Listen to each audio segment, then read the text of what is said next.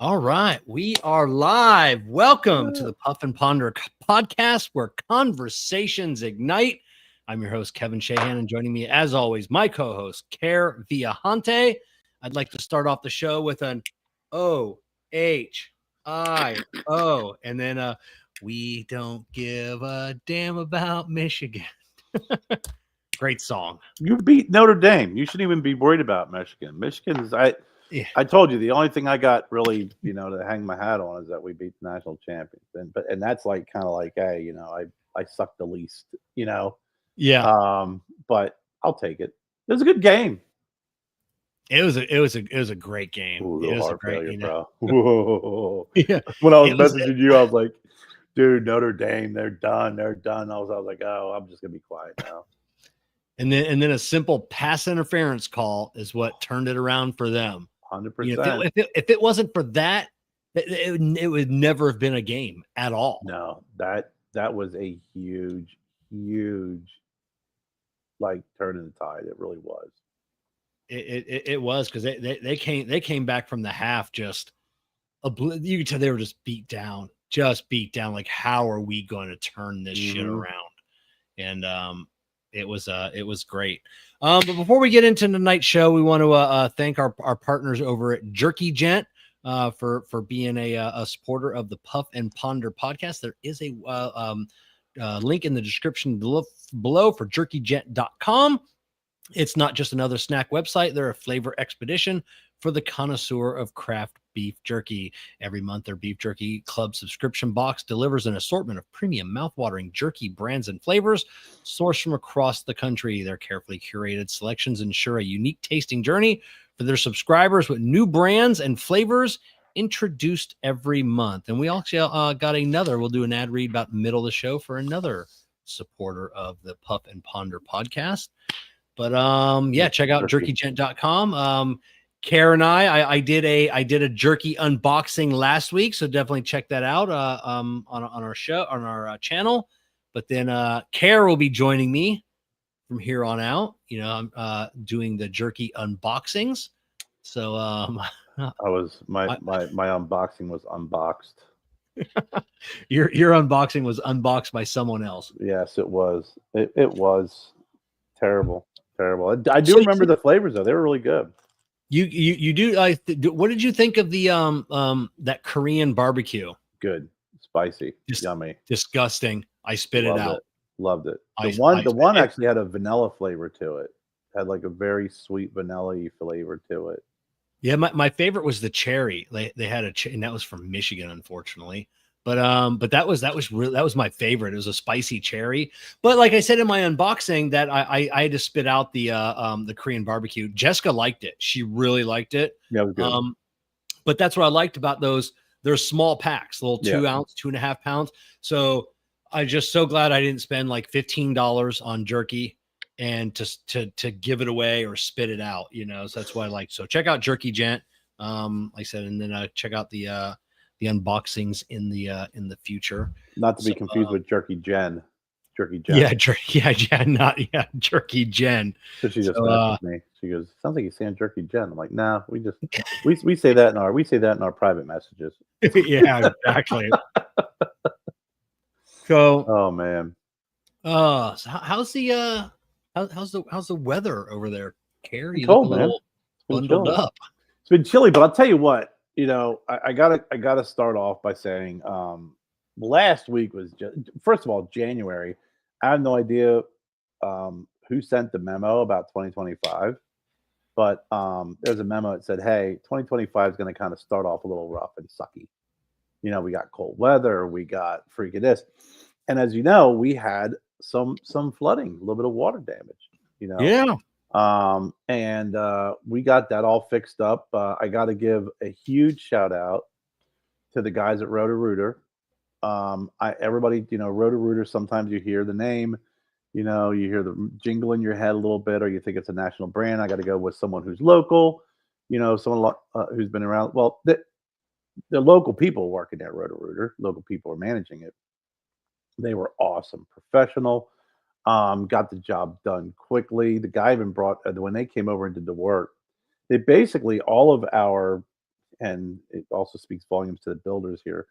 All of our, drains kind of funnel into one, and it was this really ridiculous freaking flap this guy installed, who built the place, and he's like, "We're gonna just chop that off. We're gonna do this, do that." And I was like, "Okay, great." And he's like, "It'll probably be about 4 hours, 6 hours, whatever." He shows up with another guy. He's like, "Hey, I brought another guy. We're gonna get it done faster." Kind of knocked the price down a little bit, get it done faster. And they got it done within 2 hours. And Oh, right on. just did a great job. Made sure everything was flushing, going down properly. Um, I had some flashbacks. I had say something similar, water around the washing machine, man. And that's why I miss like Pennsylvania, where you can put your washer and dryer in the basement. Because if it floods, what's it going to do? It's just going to make your Yeah, cement floor wet, right? Unless you have a finished yeah. basement, but even your room, or luckily it was on the first floor here. But man, I'll tell you, just great folks. Our insurance company, Allstate, horrible. Just we started talking about a claim. You talk about someone who is just horrible, terrible, unprofessional, unhelpful. We heard 5 different stories, 5 different prices, 5 different ways that our deductible is going to be, how much it was, and when we asked specific questions, got no answers, nothing specific. And then when we asked for her supervisor, when we withdrew our claim, she just said, "Hey, okay, thanks very much. Have a great day." Didn't even give a supervisor's name. So, um, but going through all of that, Kevin sent me a package. He's like, "Hey, you got to wait until next Thursday when we have the show." And I said, "Kevin, I can't wait. I'm having a really, really bad couple of days here, buddy, and I need something to cheer me up." So he's like, "Okay, just do an unboxing." And I did an unboxing of a fantastic gift that Kevin had passed along to me. There's something a little bit special about the night too, Kevin. I want to share. It's the reason why I'm revisiting. So I went to a college, Wesley College, Dover, Delaware. Um, that was our colors, blue, right? Well, 35. Nice, nice, nice. Um, this jersey, this was literally color, sleeves, everything's perfect to the jerseys that we wore. These were junior year, sophomore, junior year. We won a championship in these jerseys, and um, then we got new jerseys my senior year. But we won our championship in these colored jerseys. They were our home jerseys, and when my mom died, um, I contacted my coach, who's passed away. This story's got a lot of dead people in it, just mourning it. All right, which really makes you feel old, right? So my coach, God rest his soul, he's like, I said, "Hey, coach," I said, "My mom was always, loved going to games, big supporter. Can you send me a jersey? I'd like to put one in her casket." And he's like, "Okay." So he sends me the blue jersey, which was the last time I played in it was our championship game. They had it in the trophy room and everything. And he sent me that one. So that was what went in my mom's casket and she was buried with. And there was no more blue jersey. So when you sent me that hit home, right? That really would hit home. And the reason why I want to share it tonight is tonight, the 23rd, is my mom's birthday today. So she would have been Get 80. get out of here. Yep. Wow. Yep. 1, 2, 3, 4, 5. January 23rd, 1945. That was her Oh, birthday.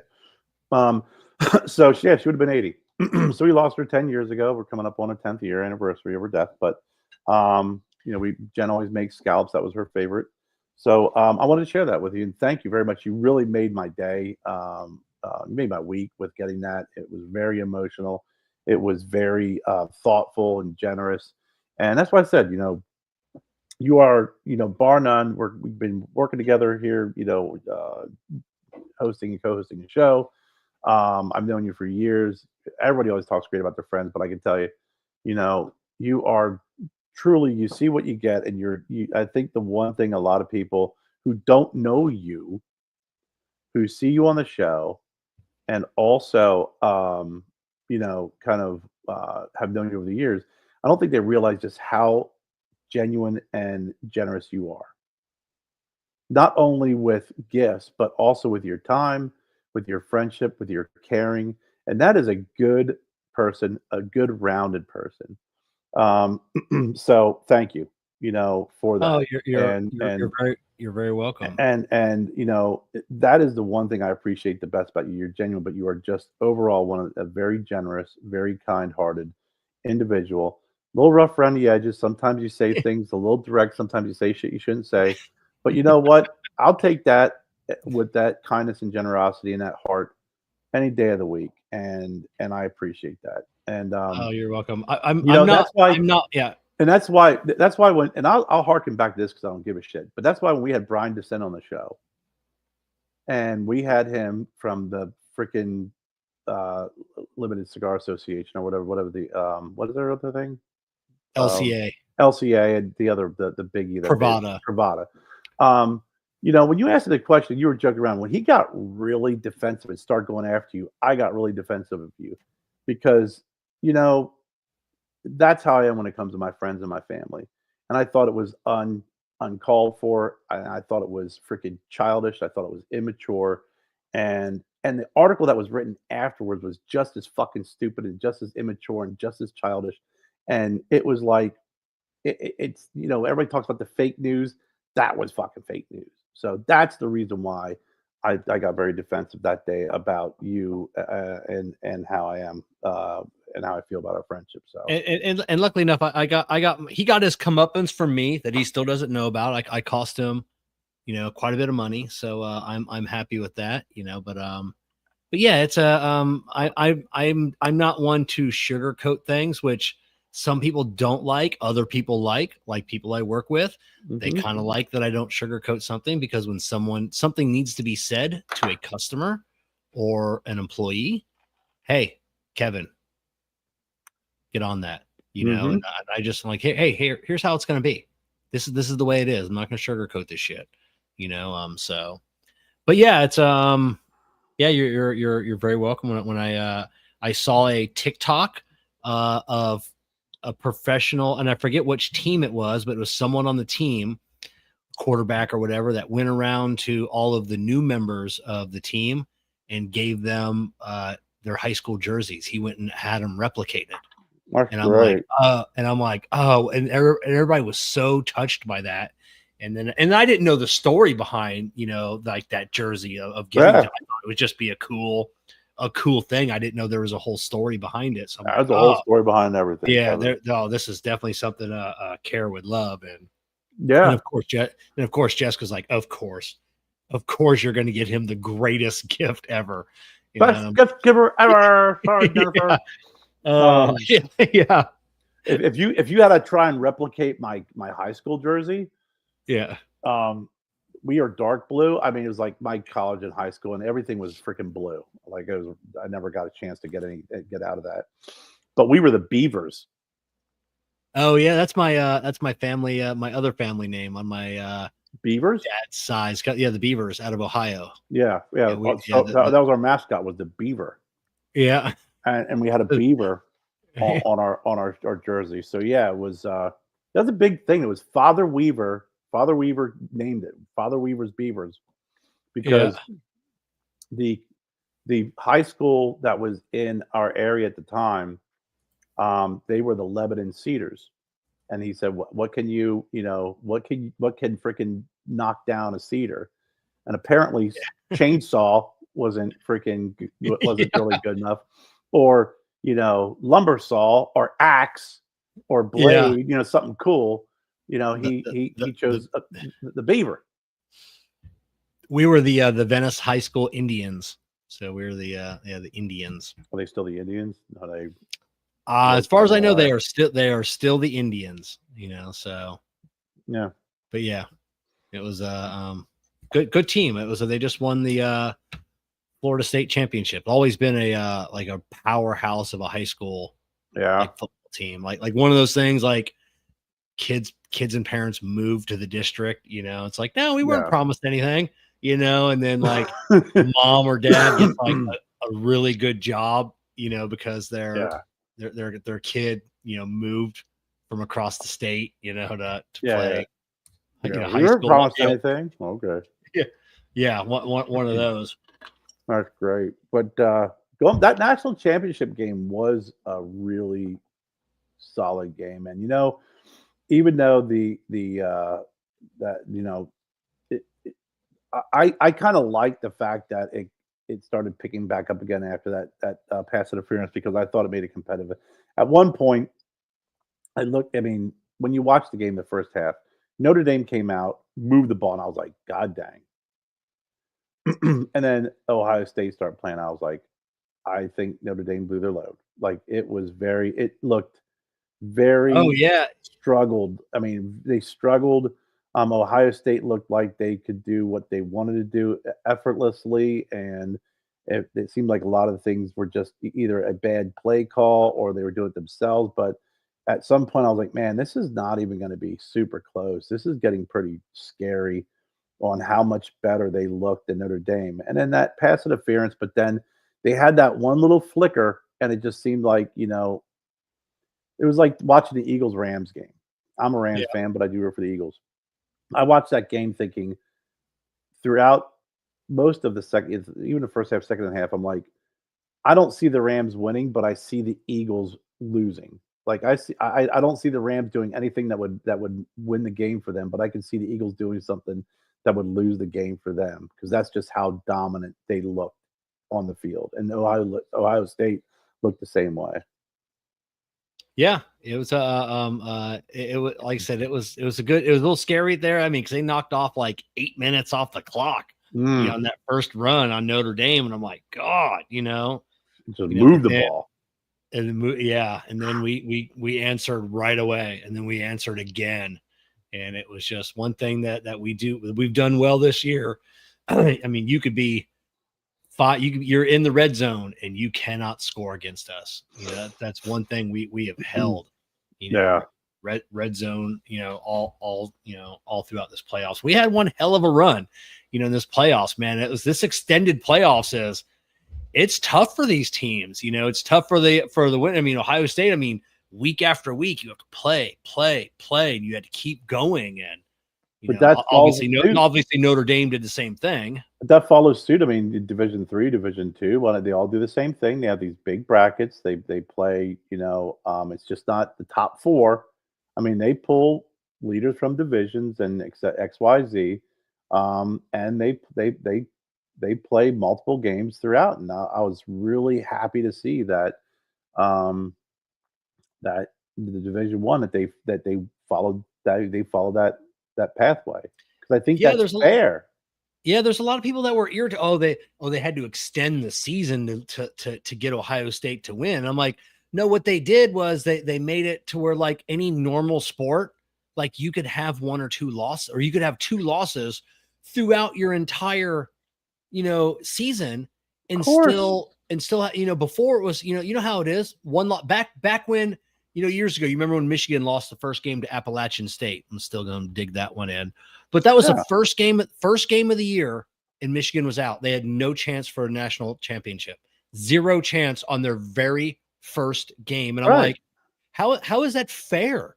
That's not fair in any sport to where you lose your let alone your first game, one game at all, and you're out. You can't even be considered for a run because you lost one game, unless everybody else lost. What then it might be. Right. But yeah, so absolutely insane. But if you look at the NFL the same way, I mean, it this year was a little bit different because normally it seemed like traditionally that NFC North, whereas the Lions and the Bears and the Packers and the Vikings, everybody, it was like a fight to see who sucked the least, Yeah. right?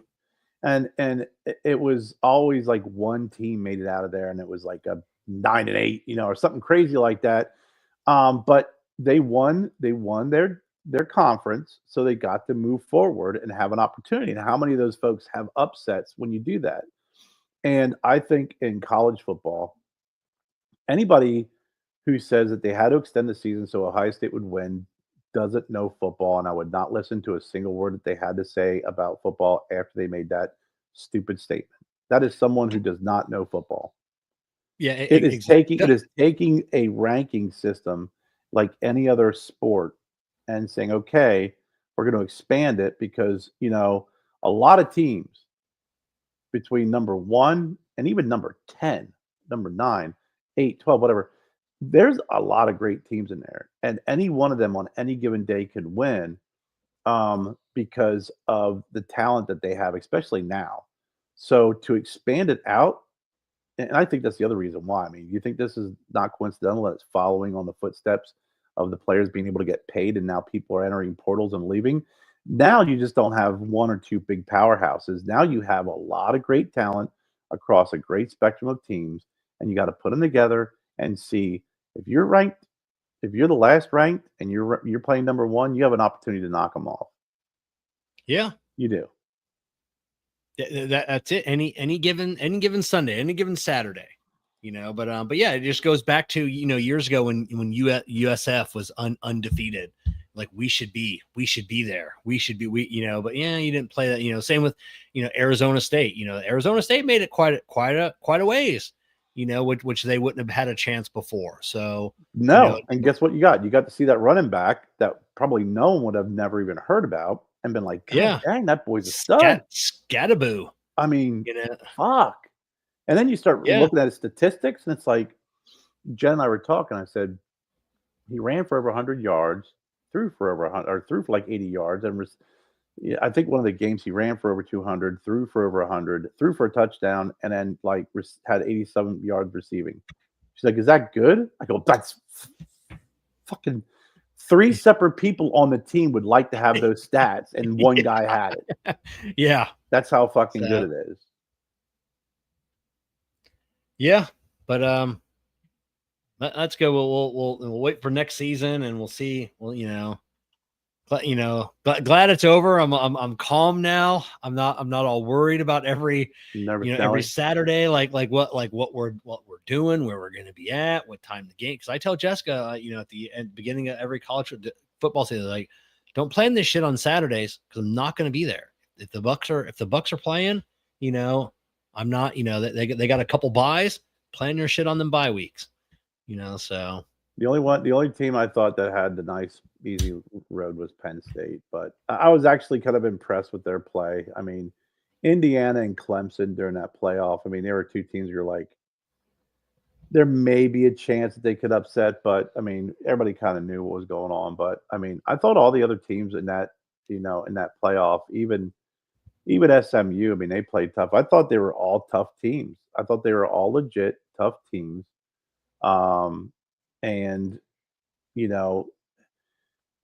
for how much people are on the all hype about Georgia, I thought you had a team like Penn State, Notre Dame that get Georgia. They're riding a wave off of a name from a couple of years ago.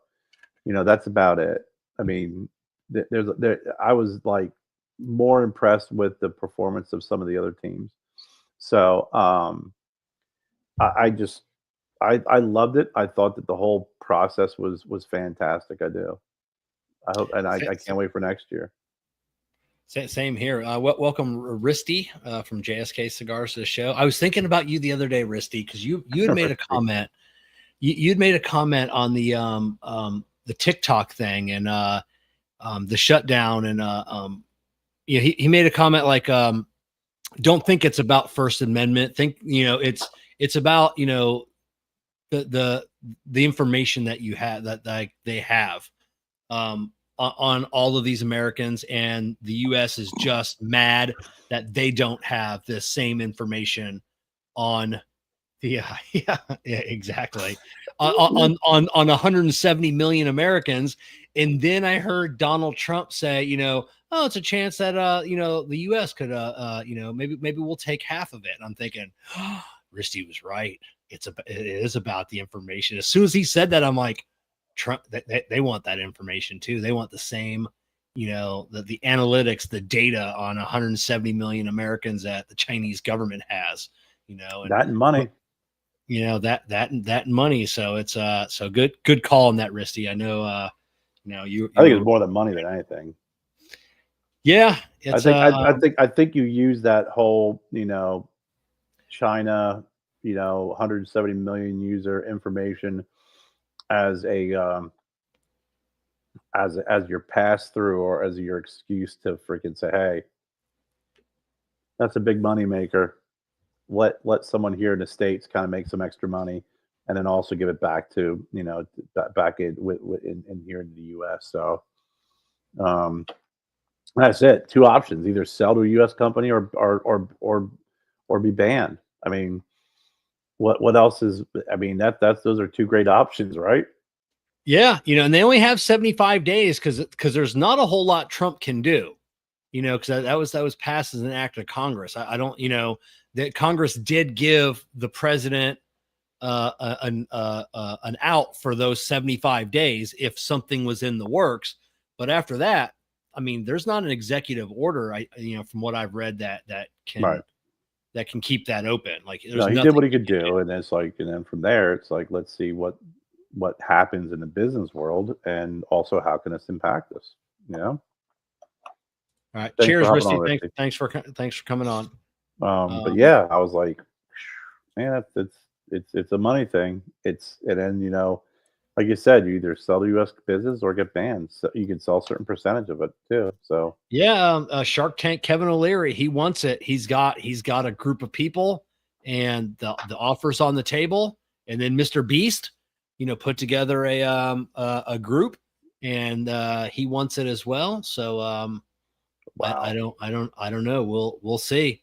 We'll see what happens in 75 days. Whether they sell or my palms get whatever. sweaty when I want to buy a cigar that's over $30.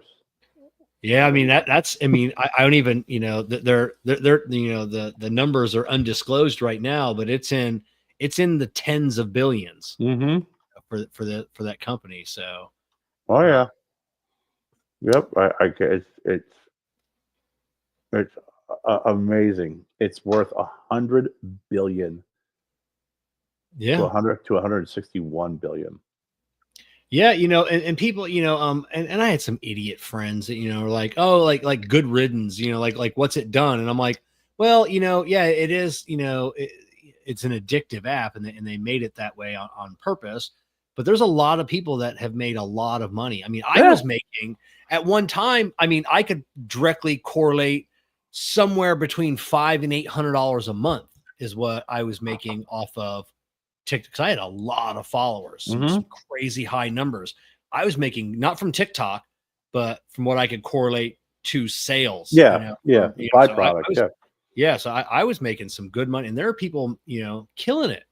People Mm-hmm. that are doing it full time, and so it's definitely whatever I think of the company. Like I said, that they claim First Amendment rights, but then they don't give But then they freaking everybody else.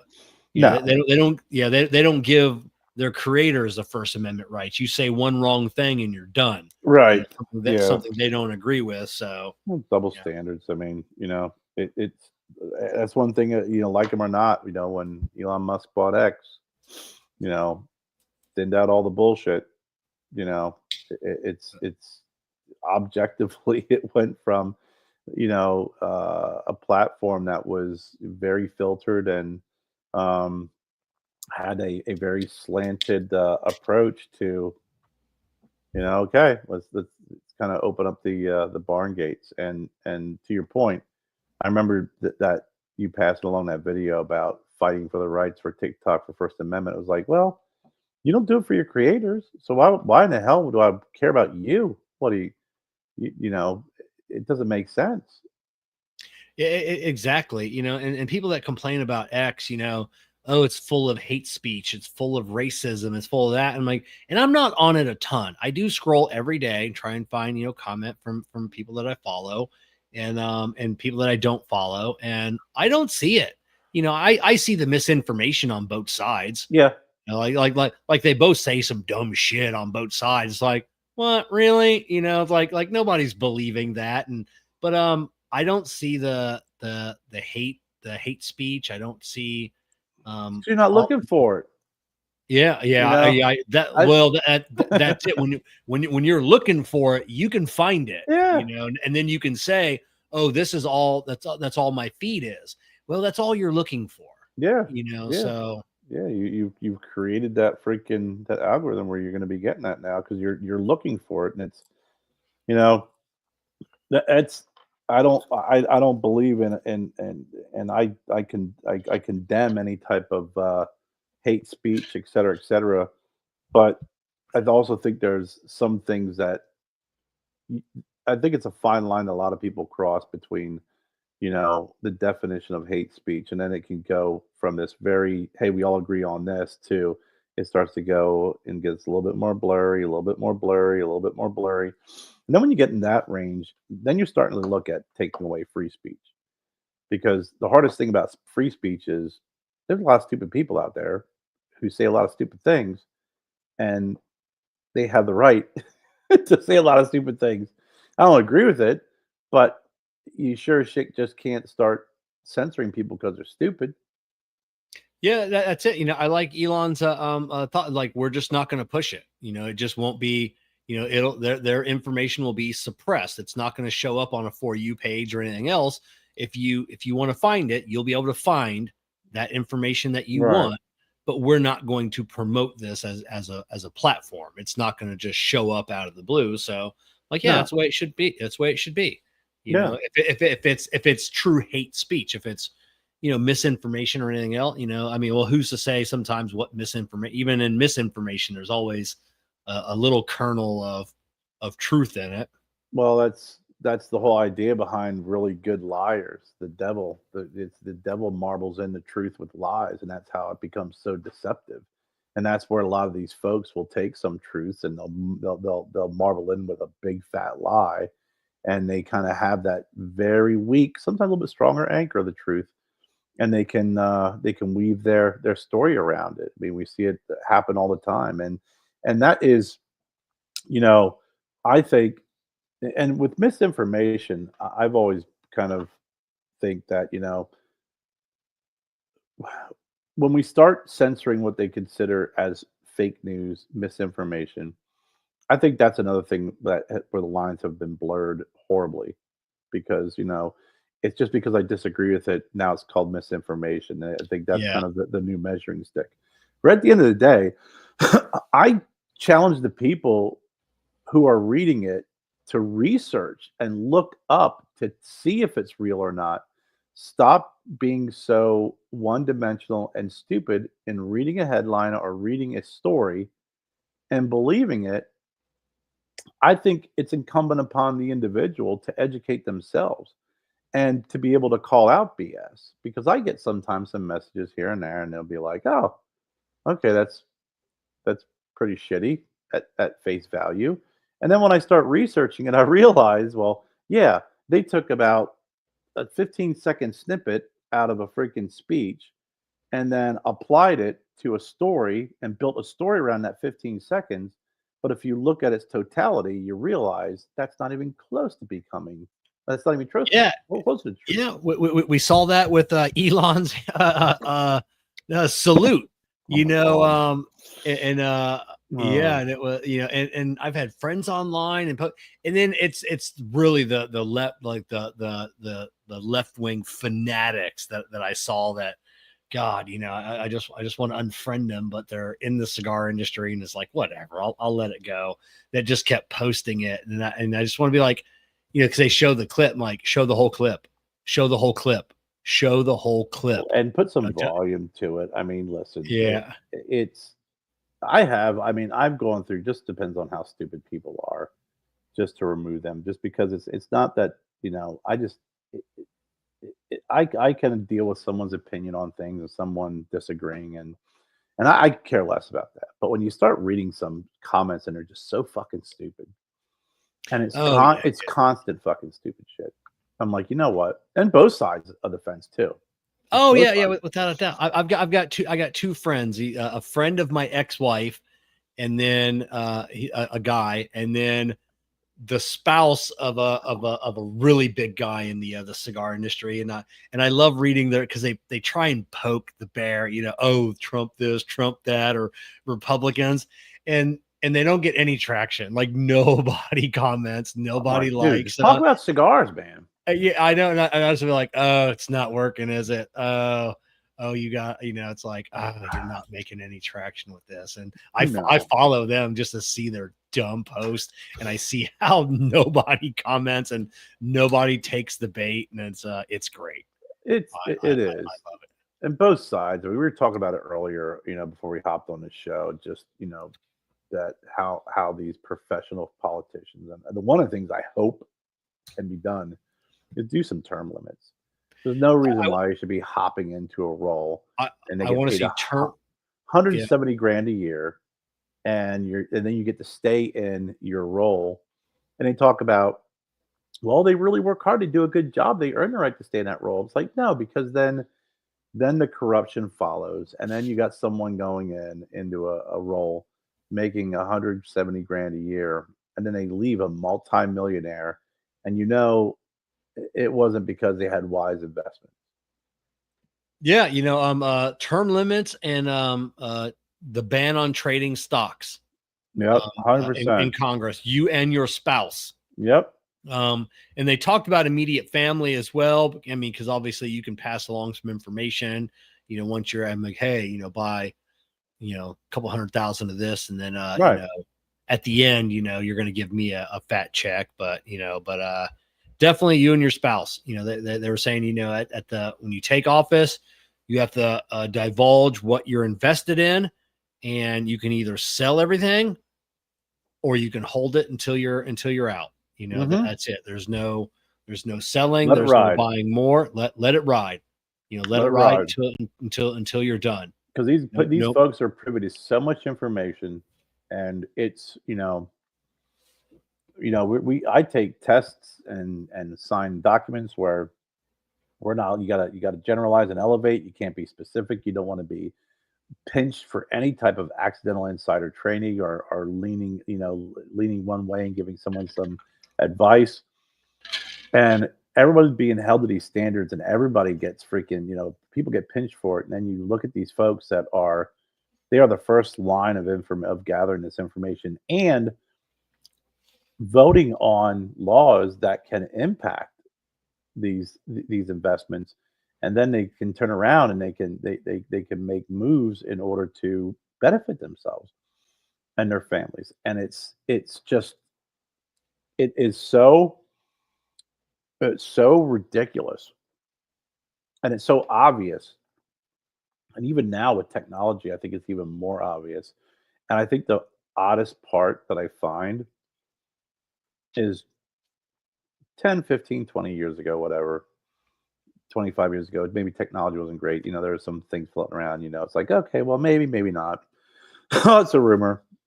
Now, when you see people blatantly ignore it and deny it when it's right there, that part bothers me the most. Especially on, Yeah. I don't care whatever side you're on. Where it's like you now it's like you can pull up any video, any clip of what anybody said, and they could change the whistle. They could change their tune from year to year. You could do that years ago. No one had a phone going, oh, I wonder what Kevin's going to say. Hey, Yeah, yeah. Kevin, They weren't screenshotting dumb tweets yeah, instantly. yeah. Or Just Kevin, last year you said that you are against, gay marriage. Now you said you're for it. What changed your mind? Now it's like you say that to someone, and they just kind of act like, no, I've always had that stance. No, no, you didn't. And then you have people supporting you, going, yeah, yeah, they did. And yeah. whatever it is, and it's mind numbing to see how just I said it before, I'll say it again. I just think people are just they have this political ideology where they personalize it so much that it becomes part of who they are, and they can't admit that they're wrong, and they can't be highly critical of the person that they vote for because it is a criticism of themselves. That's it. Yeah. So That what political what'd you think ideology, if you about? will. Yeah. So you got politics. What do you think about the inauguration? I don't know, I watched. I mean, I didn't watch any of it.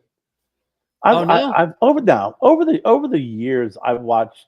I think I've watched bits and pieces of all of them because I thought that um, there's a lot of significance over my lifetime of being able to watch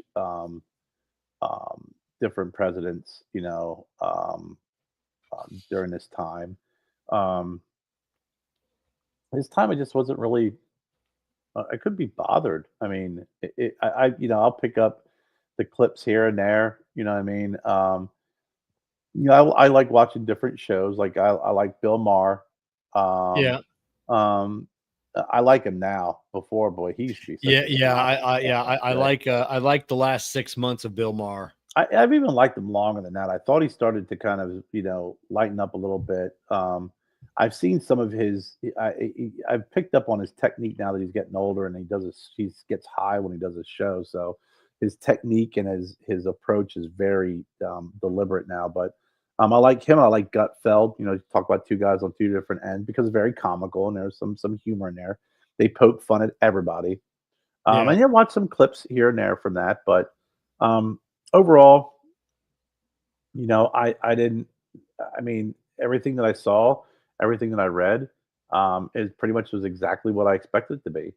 You know, it was like I think he was gonna be he is who he is, and he's gonna be freaking bringing everybody in. He's gonna be he brings everybody in and signs executive orders while he's taking questions, just so he could say, "Hey, you know what? I took more questions in this last 5 hours than Biden did in 4 years." I think he just, Yeah. it's like he just loves to be able to just throw that kind of shit out there. But, I mean, it, it's it's going to be interesting to see what happens. I mean, Yeah, I love just watching the faces. It was weird to see how many billionaires was standing on, on the left side behind Trump. I mean, you had Bezos, his girlfriend. Everybody's mocking about what she wore. You had Zuckerberg.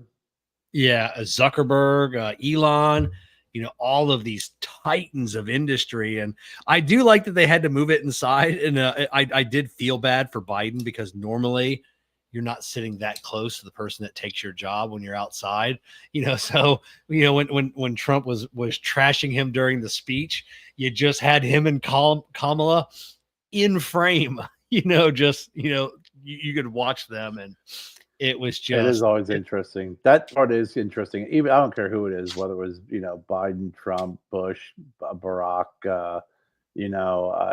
Clinton. You sit there. It's like, wow. You just watch these guys just kind of be like, hey, thank you very much for voting me in, and thank you to the president for passing the torch. And boy, did they suck.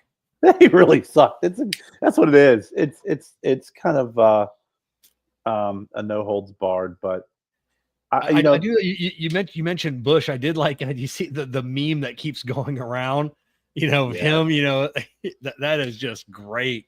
You just wonder what gave him the giggles and made that iconic face. And He's a silly guy, man. Listen, think of it this way, Kevin. We lived in a generation where we actually saw George W. Bush and Dick Cheney as Darth Vader and like his little minion go from that to now they're being revered and they're because it the Cheneys, no one liked Dick Cheney, no one liked Liz Cheney, no one liked the family. Everyone's like, oh man, they're freaking Halliburton, they're evil, they're this. And then now it's like, oh my gosh, you see that they don't like Trump? Gosh, you see what Bush is saying? I was like, dude, you guys were stringing Bush up like how many years ago? Like that, you can't call someone the devil and someone's a horrible person. You guys blame that guy you guys literally accused him of blowing up the levees to let water in New Orleans. yeah, I watched the I just started the one of the latest Joe Rogan podcasts, and they were started off talking about and I forget, the gentleman that was on has his own very, very popular podcast as well, and started talking about Genghis Khan, and it was the thing. Now we revere Genghis Khan, we talk about all the good that he did, and like he was a monster, an Yeah. absolute monster. But then it came up, it's like, how long before Hitler's that way? What's the time span to where we start talking about, all the good things? Shortened. It gets, but yeah, same thing with Bush. You talk about Cheney, they were vilified, they were evil, and now as time has gone on, we forget about, the It's not only things forgetting that, about it, it's trying to leverage them to push your own agenda. And yeah, it's like, they how many people continuing to this day, but it's blamed him for 9/11. It was an inside job. He knew about it. yeah, oh yeah, Now it's like, oh, look how nice George Bush and Michelle Obama they play. He gave her butterscotch. Oh my gosh, isn't that so cute? I was like, that's a dude who freaking orchestrated. He knew about 9/11, right? Isn't that what you were yeah, saying like a couple years that's it. ago? Yeah, now So they're saying Michelle and I guess who is it? Jennifer Aniston is outed Michelle and Obama. They're splitting up. So I that's the who that's knows? the that's the news now, Care. Who knows? That's the news I follow. Yeah. No, So I thought, like I said, I didn't watch the inauguration. I knew what it was going to be like. I think right now it's just a matter of, you know, I did read the article that had the note that Biden left Trump. And I thought it was very yeah, nice. I thought it was very positive, and I would like to believe it's genuine. Because I yeah, think as you pass the torch, you should want. I don't care who you are, and here's where people are stupid. I have voted for people and they've lost. I have voted for people and they've won. But at the end of the day, whether I voted for them or I didn't vote for them, if they're in, if they don't do well, then we don't do well. I mean, yeah. I vote every 4 years. I vote for America.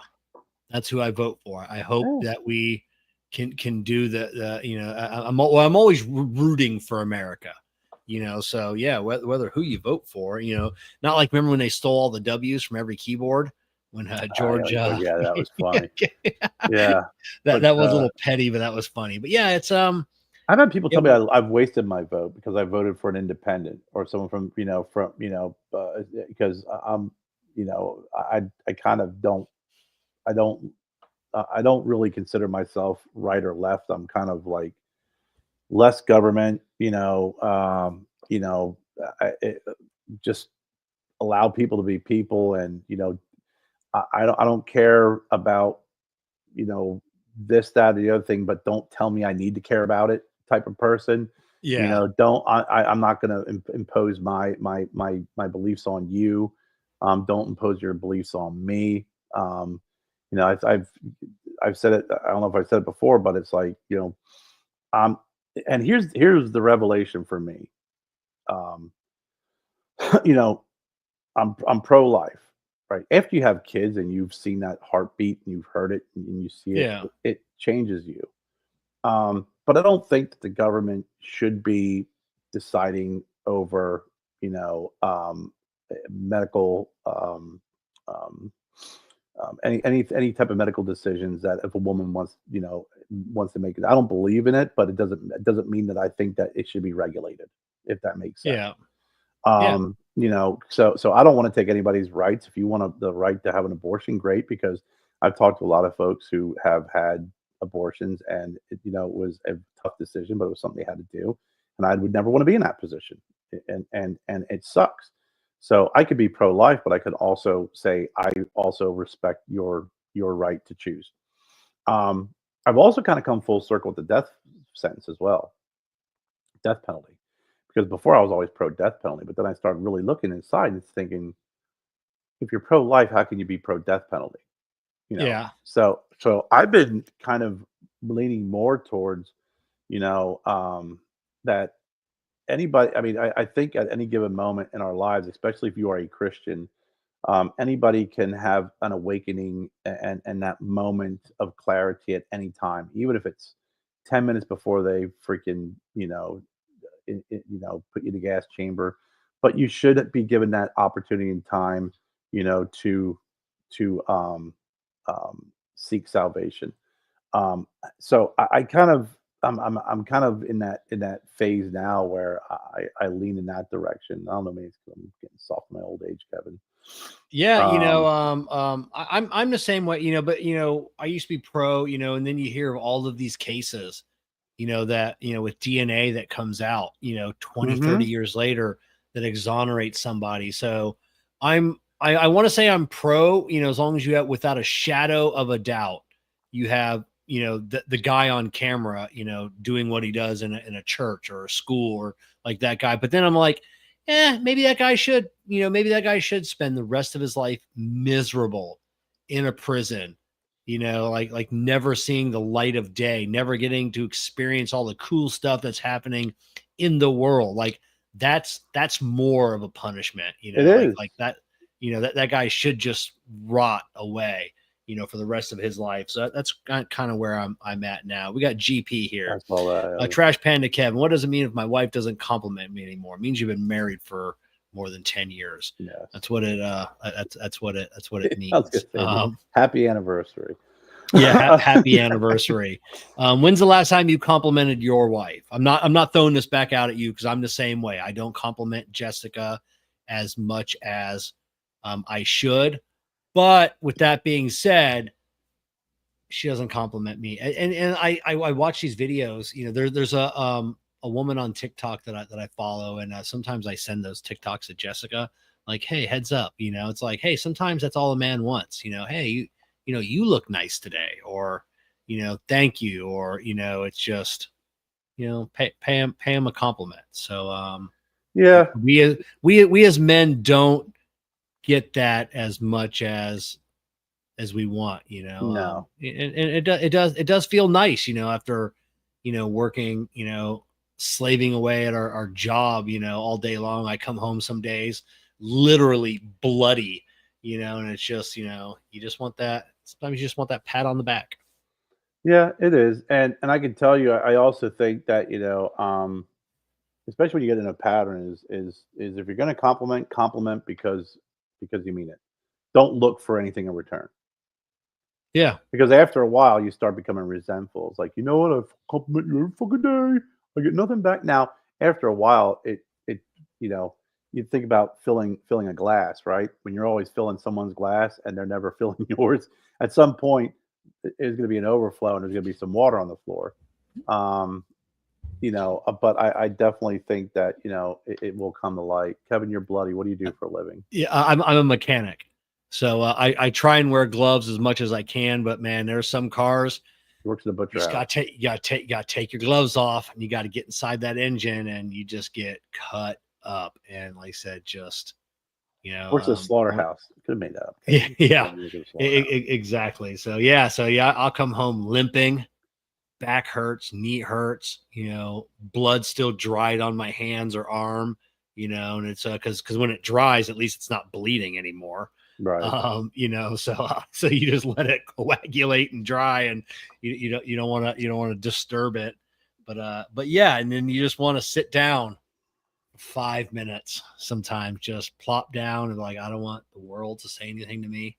I just want to relax. That's why I started on, if you're watching this on the Puff and Ponder the YouTube channel, or if you're watching on the YouTube, you can see there's another playlist called Diaries of a Mad Mechanic. On Rumble, they don't have playlists yet, so you just got to scroll back. So sometimes, like once a week, I'll try and make a video where I just throw up all my information. Could be about cars. It just could be about ranting. It just could be about whatever. And it just so I don't throw up on Jessica when I get home. All this is information, so I just upload the video for the world to see. That in itself is a compliment. You see how much you save her that's it. What's going on, Howard? Hey, Howard. I did want to say one thing before you move forward. Is tonight at the Leaf and Bean in St. Augustine, Florida, Dr. Oscar Rodriguez of GTO Cigars is going to be doing an event. And I have sent my protege, young Joseph, to go pay his respects. Oh, right on. And then I said, when you go in there, make sure when you see Dr. Rodriguez, you say, hey, Kerr Viajante says that he sent me to pick up his packet of free cigars that you owe him. That's it. Howard, you look great.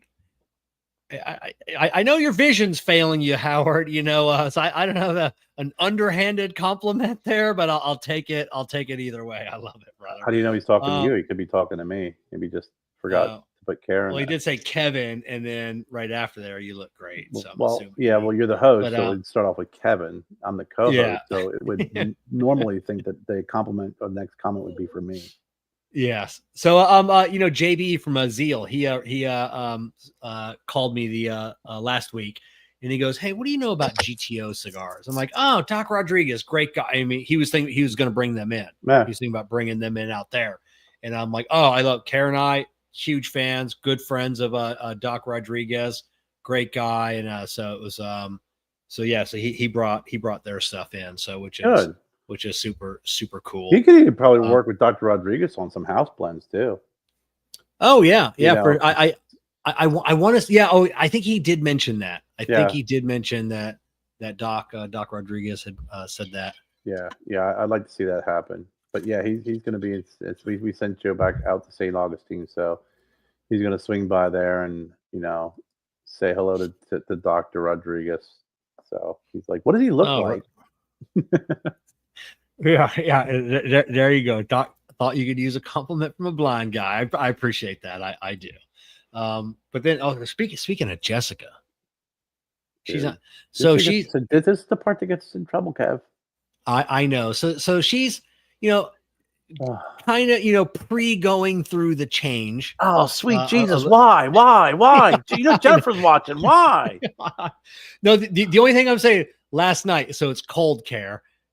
I had to sleep in my shorts, shirt, and a hoodie on. I had to go to bed wearing a hoodie, just because I said because the fan was on.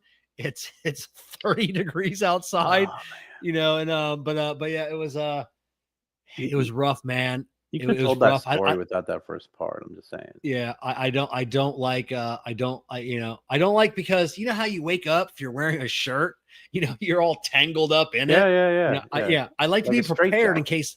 Yeah, I like to be prepared when someone breaks in the house. Like, it's never happened, but I keep my pew on the nightstand. So when something happens, I get up, cock lock, ready to go. I have no shirt. I sleep in my underwear, of course, but you can't grab a hold of my shirt. I'm not trying to untangle myself from a straitjacket, to get the intruder that's coming into the house. And so yeah, it's So basically, it was really cold last night because Jessica liked the temperature the way it was.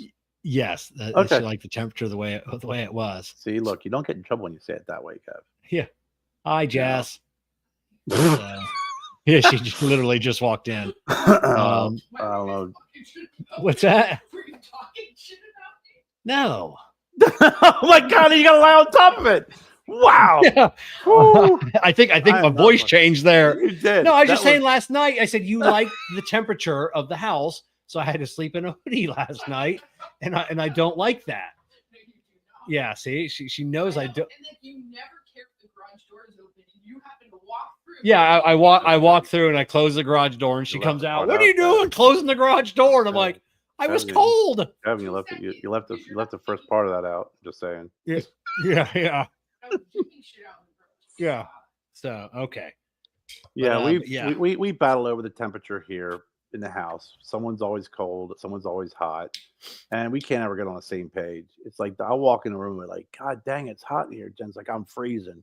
But there's times I'll walk in, I'm like, it's 65 degrees or 64 degrees. What in the hell? She's like, it's hot in here.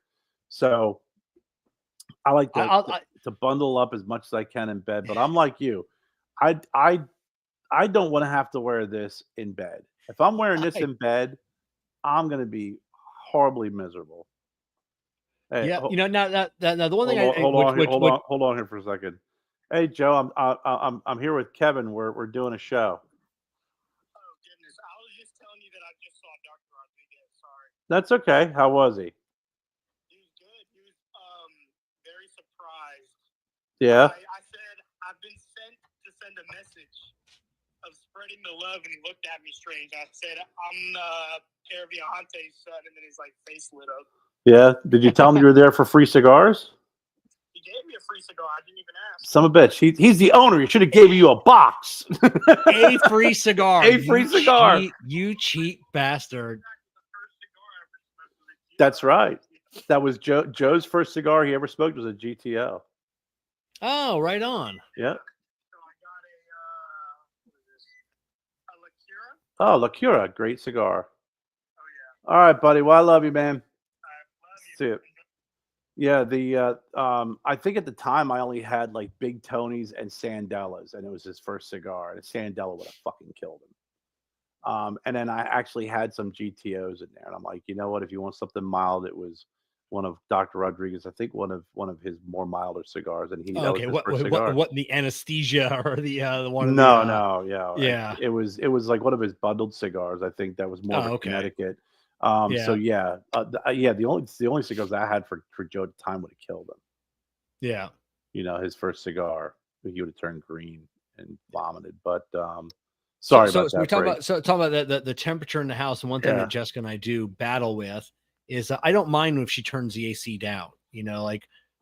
Whatever she wants at 60 degrees for a little bit because she's hot. Whatever. I don't care. What irritates me is like an hour or two before she goes to bed. She'll be in the kitchen or she'll be in the living room, reading a book or something, and she'll turn it down to like 60 for 9 hours. And I'm like, you're going to bed, you got the time, because she just hits that plus for like 9 hours. And it's like, just make it for an hour or two. You're going to bed, the room's colder than the rest of the house. Why is it got to stay on at 60 till 3 a.m.? So. No, I go back and forth with Jen on that too, because I'm like, I said, you kind of, like you said, regulate it over time, because if you let it drop for so low, and if you're like, man, just get up to fucking 65, you're gonna have that blower blowing all night, and then when you walk through the house or you're in your room, it's like swimming in a quarry. I don't know if you've ever had to swim in a quarry before, but you swim in a quarry, it's like warm water, then all of a sudden it's cold. And then it's warm, then it's cold. I'm like, then you're going to have your heater working overtime. If you gradually, increase the heat, it'll kick on, it'll heat up, it'll kick off, it'll kick on, it'll kick off. Now you just have heat blasting throughout the house to try and catch up, because you can hang meat in the bedroom. And I like sleeping in a cold bedroom. I do.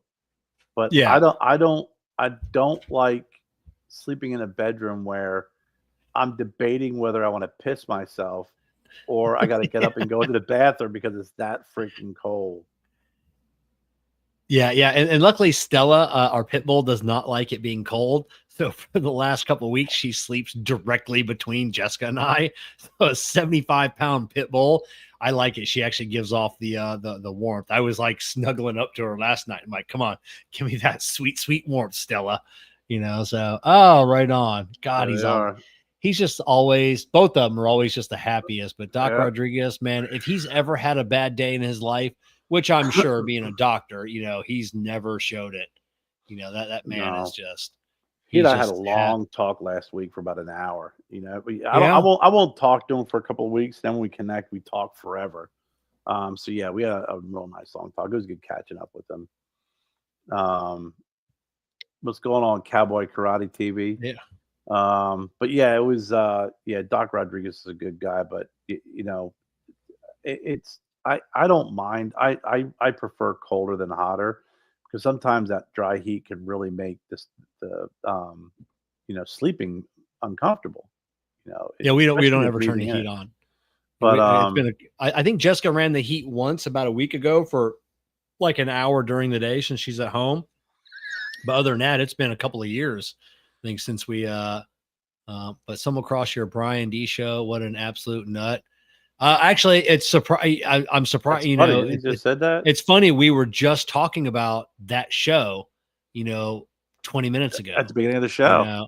Yeah. And, it was actually funny. He says he stumbled across that show. I won't say his name, but a cigar maker had reached out, and I don't know why. And I didn't ask why, because I was at work. Wanted that video of his music video. So I sent him the music link video. To it. Yes, I sent him the link to it. So I don't know what he's going to do with it. If he's sharing it around or whatever. Right. But I don't care. Oh, talking about the show, not his music video. Yeah. It's just another cigar maker had, it's weird. So that was this afternoon. Like, you bring it up, and then he brings it up. Okay. I see what you're saying. That's yeah. So okay, kind of a coincidence. Yeah, it was like that's a hell of a day. So he's a popular guy. What can you say? They're that's it. But I forgot we have another ad read for a company for a product that I have been using for years. And it's what is the name of the company? It's Latex. oh my God. It's Wise Bond Epoxy. I didn't write that down. So are you looking to cast crystal clear, deep epoxy molds for objects, memorabilia, or flowers? Do you want to pour a richly tinted, thick epoxy river table? How does only one single epoxy pour sound to you? Your quest is over, friend. You have found America's #1 deep pour casting epoxy, voted best thick pour epoxy, resin epoxy for clarity and all-around performance by famed YouTube woodworker Matt's Woodworks. No more waiting around between pouring multiple resin layers. Your live edge wood river table or thick cast epoxy art project will maintain the consistent high quality appearance you deserved and expect. We guarantee you will save time, cost, and effort with Wise Bond. I have gone through 100 gallons of Wise Bond epoxy over the last 5 years, making all my nub tools, pen blanks, everything else. Fantastic products. You can find all my videos on YouTube. You can find them on Rumble on how to do it yourself. The best epoxy. So thank you to Wise Bond Epoxy. Link in the video description. I'm gonna have to give it a try if you're listening. I got a couple of projects that I'm looking to use epoxy for again, and to be honest with you, I've used some stuff, and when I was trying to make a coffee table, if you don't use the right stuff, and if the mix is, and I mixed it perfectly. I know I did because it's not the first time I mixed epoxy. It just ended up turning into sticky goo. It just did not go well, and I really it's good to know that you have experience with this epoxy, and I'm gonna have to give it a try because there's a couple of projects I want to use epoxy for. I love it. It's got a longer working time.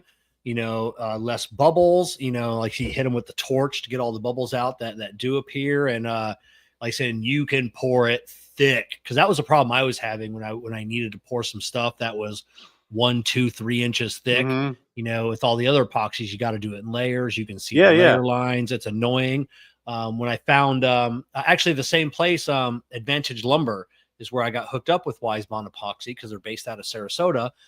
They had a container sitting on their shelf, and it was, I think, an 8 or 10 inch pour, one pour of epoxy that thick, and it was perfectly clear, perfectly see-through, no bubbles. And I'm like, oh, I got to try this. And it definitely changed all the cool stuff I could do.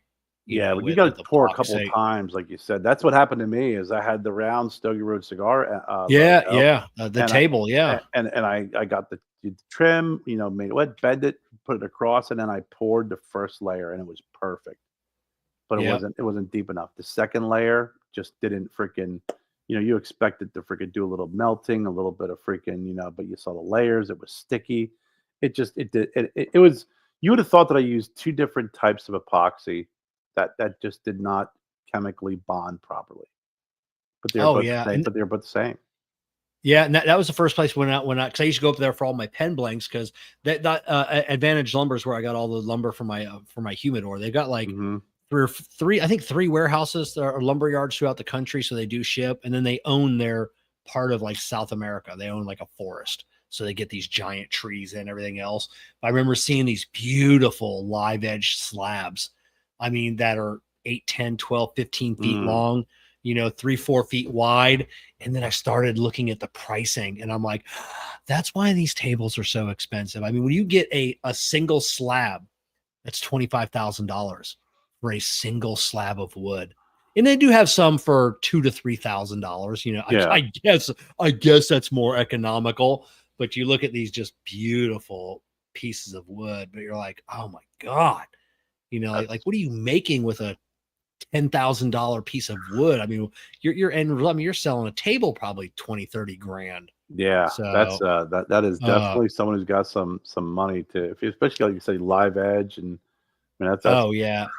No, I do not build my own. I built my walk-in humidor that's in my lounge here. I built that. I couldn't even imagine. I think you can super chat. I don't know if we have that turned on or not. Oh, yeah. But Kevin's not measuring out, desktop humidors and mitering and building those things. oh no, that's not Kevin right there. That is not me. The big That's walk-in humidor. I just for quality humidors, I just buy a Daniel Marshall. Just go see Daniel Marshall, and he makes some fantastic humidors. So, but yeah, Carol, I said look up Weisbach. Like I think they just started producing like the last year or so smaller containers. Used to be you have to buy a gallon and a gallon, which and then mix them together. But they have smaller ones now. So. But I mean, even if you would buy a gallon, and you kind of measure it out and sparse it out, it's if it's good epoxy, that it's worth it. But it is nice to be able to get a small container. Oh yeah, and I think there's like 10% coupon code as well that I put in the video description. Okay, yeah, I've been restoring 2 ashtrays, and the one ashtray is from the 30s, and unfortunately, I don't have it's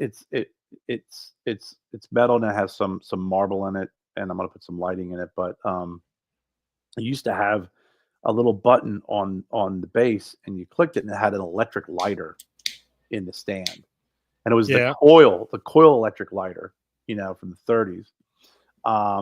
And I've priced some of those out to add it, which I eventually would like to. But as of right now, right in the middle was this cheap pipe about this big. It kind of separated the marble from the top, and I found a perfectly piece of wood that will fit in there. And this is where I was telling you I need the drill press, for that. But Daryl's been whittling. Daryl's a whittler. He's a whittler, and he's doing pretty good. So I'm gonna have Daryl do some sort of whittling on this carving, and then I'm gonna decide, whether I want to stain it or what. And then I wouldn't mind putting a nice coat of epoxy, get some shine on it, and protect it, and then slide that in there. But yeah, Daryl the whittler. Oh, super cool. You have 15 Tupperware containers. I got to invest in something nice. You know what you already did? You already invested in something nice. There's nothing wrong with Tupperware containers.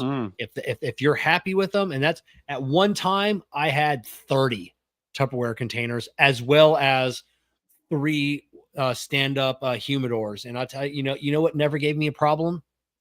Tupperware. Yep. Never gave me any issues.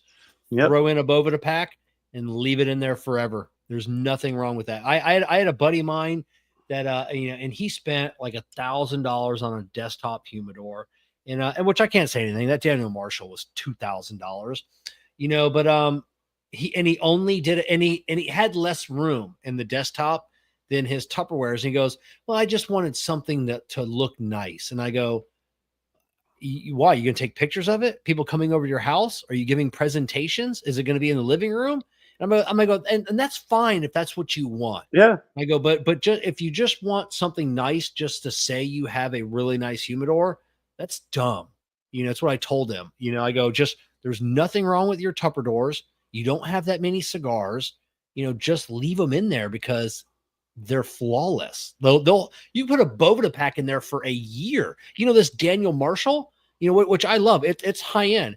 I change the Bovida packs every month. I was gonna say I gotta put fucking moisture into the wood. It's it because it's solid wood, so the wood absorbs the moisture, and then the moisture gets bled out into the lounge here.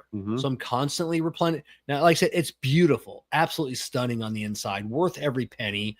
But I'm constantly changing out Bovida packs in my Tupperdoors once a year. Yep. If I was lucky.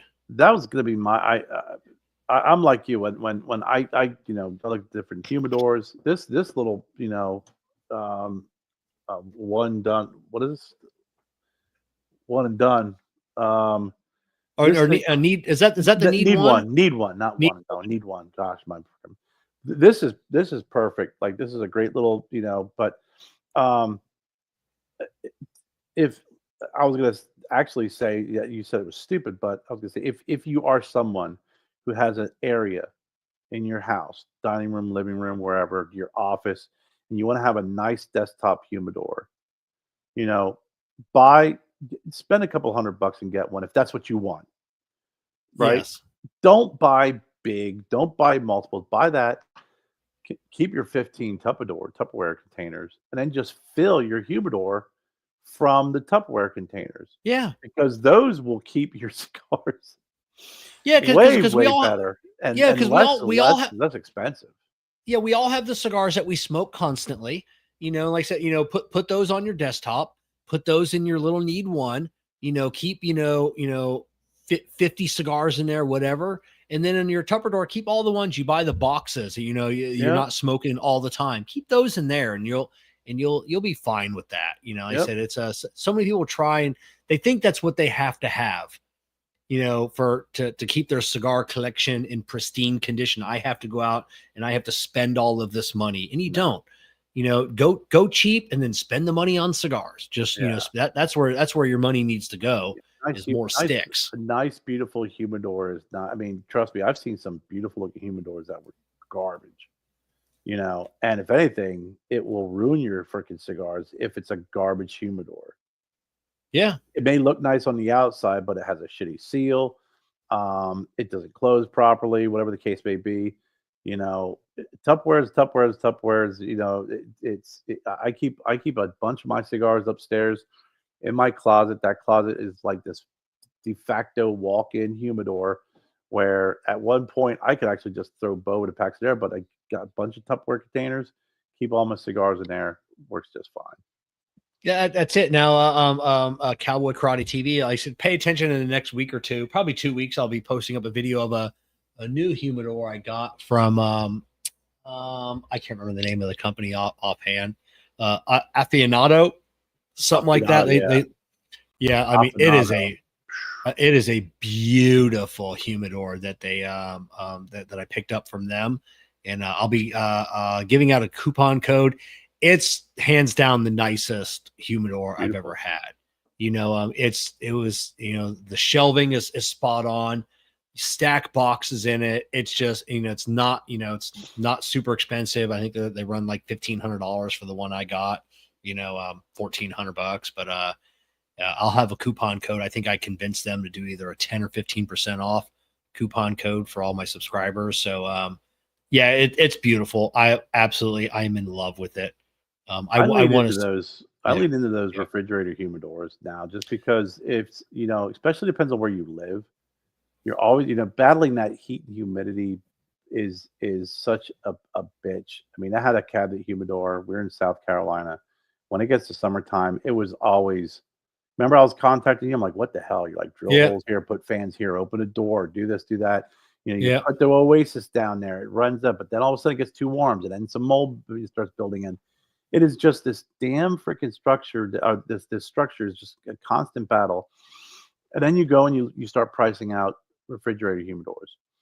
And they're always going to be more expensive because they got the nice little wooden shells. But if you go and you look at a winador, like a wine refrigerator, it's basically the same thing that they do for cigars, but it doesn't have the nice little wooden shelves in it.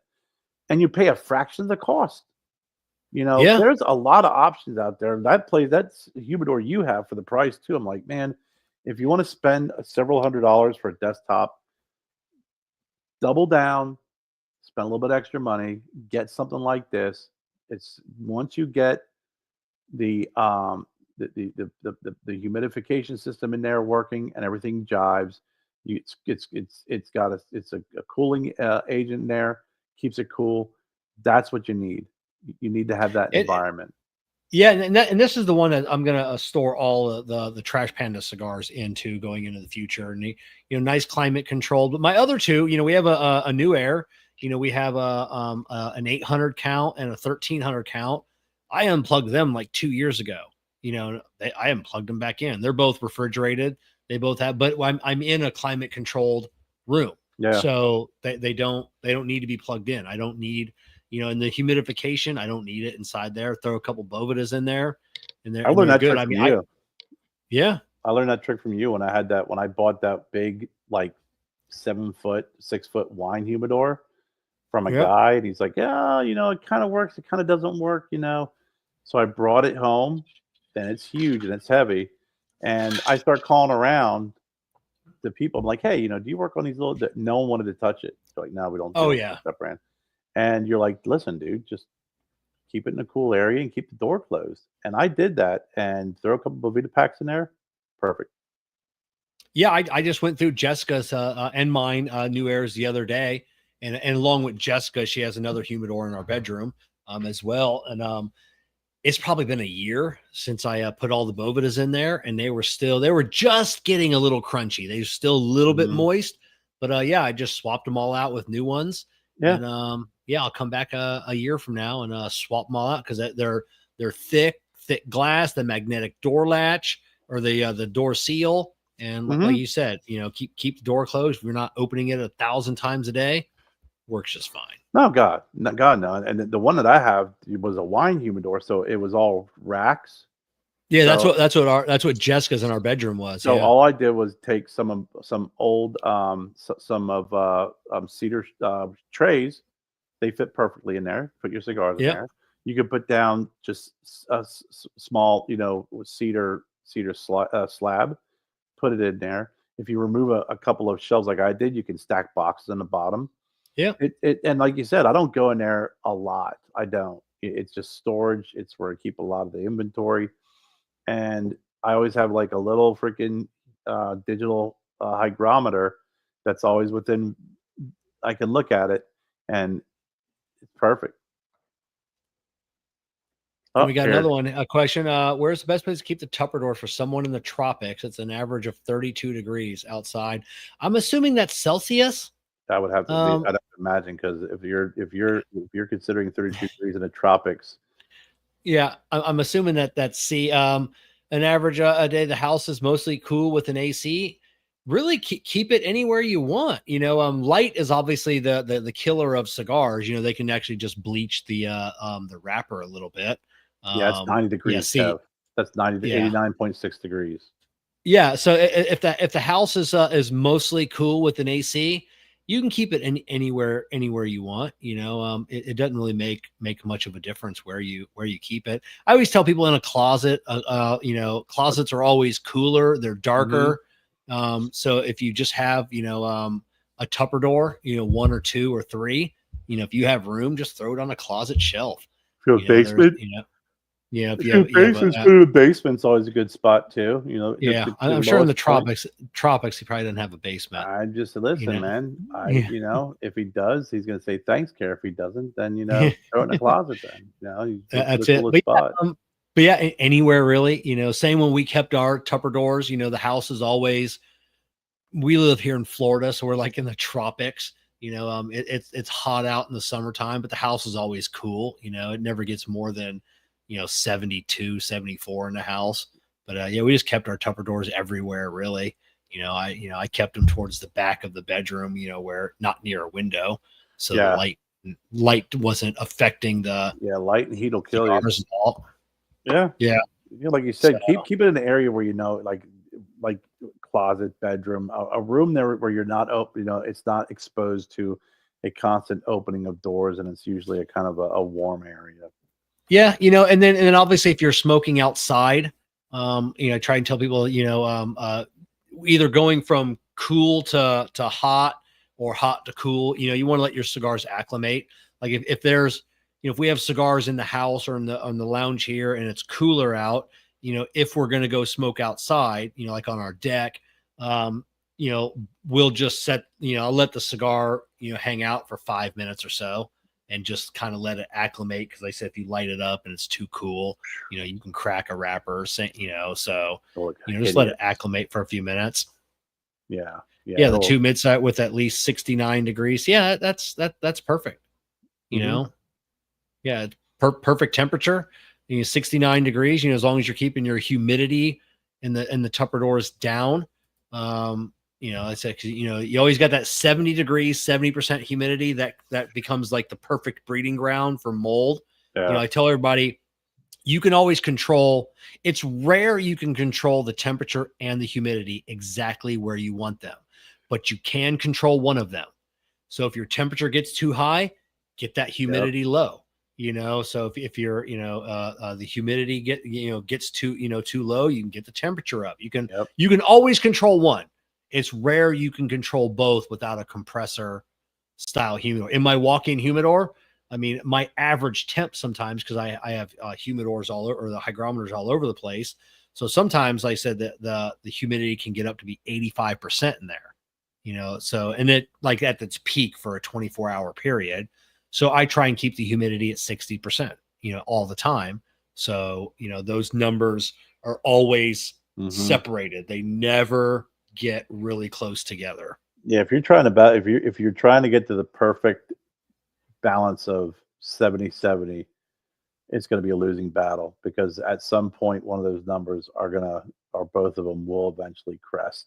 That's why you get get a refrigerator like Care has, or like I have. Get that way you can control both. Yeah, that's the only way is a refrigerated, not a thermoelectric, because like I said, thermoelectrics, just they're good. Out of it. Yeah, like I said, they only have about a 10-degree difference where they stop working. But spend some money and get a refrigerated compressor style humidor.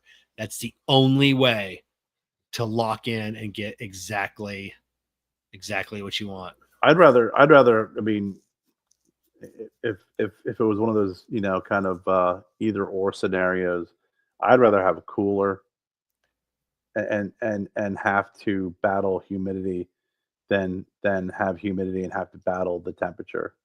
Yeah, because I do like my cigars cooler. I do like my cigars, like, I think both talk a little bit lower on the humidity scale. But I'd rather fight to get that humidity up than try and fight to get that temperature down, because I can always add more packs and more humidity. At some point when it comes to heat, you can only cool off so much. You're gonna reach that point and be like, well, fuck. I mean, I could throw a tray of ice cubes in there, and it's because that's really you've thrown everything you can but the kitchen sink or the kitchen cooler at it, and that's what you end up doing. Yeah, exactly. I just had another person reach out to me the other day. I have become the guru of seasoning humidors, because I tell people exactly what needs to be done, not this bullshit you hear from your friends online. Oh, I bought my new humidor. It's time to season it for 2 weeks. Well, guess what? You just screwed up your humidor. Let's see what we've got. How do you I'll share with you after you share with me. How do you season a humidor? You don't ever season a humidor. Ever. You buy a humidor, no matter what it is, how big it is. If it plugs in, you plug it in, you put your cigars in it. If it's a desktop, you put your cigars in it. You don't do anything for 2 weeks. Put your cigars in there and then see where your humidor is after 2 weeks. If it's doing good, you wait another 2 weeks. You don't put any humidification, nothing in it. Eventually, you're going to have to put humidification into it, but you want to wait as long as possible, because I've seen it. I've dealt with it personally. If the humidification gets too high, it is a nightmare. You will battle it for months and months and months trying to get that every day. Like I said, I've had some. I get home from work, I check. I have to open up the door for a couple of hours, close the door, come back the next day, open the door for a couple of hours, just bleeding off that humidity. So I don't do anything anymore. Put your cigars in it with a known good hygrometer and just but that, I always say with a caveat, that's in Florida. Right. That's it. So my house is 72 degrees or so. The humidity inside can be a little high during the summertime, but you have Mother Nature helping you out on that one. I went through the whole thing of like wiping down, sealing it, letting it sit, doing that. Oh, it's so bad wiping it down. I finally got to the point. Here's what I've done on my humidors. I've actually found a lot of luck with it, because I completely got sick and tired of messing with it. So I'll take some distilled water in a spray bottle, and I will spray. Psst, psst, psst. I won't saturate. I'll spray so the wood does get wet. I don't close it. I don't seal it. I let it stay open. Once that dries and it's not wet, then I'll put my cigars in it and I'll close it up. I like to have that one prime of water to get some sort of, because what I don't want happening is I don't want to put my cigars in there and have that wood start sucking out humidity. Now, they're already a lot of them are going to be in cellophane, so It's not like it's going to be this fucking sponge and bouncy quicker picker upper, but I do want to have some sort of moisture introduced to the wood, but it's a very light spray. And then once that is gone, whether some of it dissipates in the air, but some of it's soaked in there, then I'll put my cigars in like you, and I'll let it sit for 24 hours with a hygrometer in there. And then once it starts dropping down to lower humidity levels that I don't want it to be, then I'll start introducing the Bovita packs. Yeah, it's it's very bad to spray down, especially Spanish cedar, kiln dried Spanish cedar, either spraying it down by spritzing it or wiping it down. If the wood is perfectly smooth and it's almost got like a glass like finish, because it'll raise the grain of the wood. It'll actually cause it to swell up, and then when it swells up, it never goes back down. Once the grain of wood has been opened up, there's nothing you can do other than sanding it down smooth again. The wood will never go back down. It always just raises the grain of the wood up, and it can be a rough finish, which there's nothing wrong with that. It's just a rough finish now. Right. It's not perfectly smooth like it once was if you overdo it, and most people tend to overdo it. Yeah, they'll dampen a sponge and they'll wipe it down and really push that moisture in, or they spray it down to where it's puddling on the bottom of the humidor, because they think they think that's a good way. Yep. Yeah, I've gone through that a lot. It's kind of funny you talk about how that, I've seen my shelves in the past when I know I've saturated it too much. They get rough. But I think from my experience on that, I've learned through over seasoning and over saturation. That's it. So on a brand new humidor, no matter what the humidor is, I tell everybody, throw your cigars in there. You're fine. No humidification at all for 2 weeks minimum. Throw your cigars in there, because most of the cigars you're going to have, you're already because most people keep them in a Tupperware, or they have some other, smaller humidor. So they've already been acclimated. They're at 65%. The cigars are moist. They're doing their thing. And then you throw them into a humidor that you tried seasoning. And then now that humidity just skyrockets, because now your cigars are bleeding off that humidity, and there's nowhere to go. Zero. There's no place for it to go, especially on a Tupperware or a thermoelectric humidor, to where it's all metal and plastic and glass. There's nothing to absorb that excess humidity except for the trays, and the trays usually aren't Spanish cedar, even though they sometimes claim they're Spanish cedar. They're usually not Spanish cedar. They're a cheaper cedar. So now that humidity starts rising, and then you're battling it. So I tell everybody 2 weeks, no humidity, and then see what your hygrometer's at. 99.9% of the time after 2 weeks, it's going to be fine. After 4 weeks, it's going to be fine. Usually around the 6 week mark, you're going to notice that the humidity is going to start to drop. At that point, then you introduce one Bovita pack. If after a couple days, if it's still dropping, maybe introduce another one, depending on how big the humidor is. But I'm a firm believer in only because I've over the years, I have helped hundreds of people battling this because of the bad information they get online, and they don't do what Care does, like lightly mist it. Everybody wants to put a bucket of water in their humidor and let it sit for 48 hours to 7 days, and then that humidor is just full of moisture. And then you introduce your cigars that, if you've got them properly humidified at 65%, but now your humidor is at 80%, 90%, where's that humidity going? Straight into your cigars, and they're going to get moist, and it's never, like I said, just remember this. It's always easier to add humidity.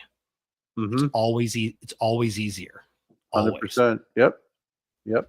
And I think what Kevin said in the beginning is makes sense too. And you have to take into consideration your region where you live, and you have to take into consideration how you keep your house as well.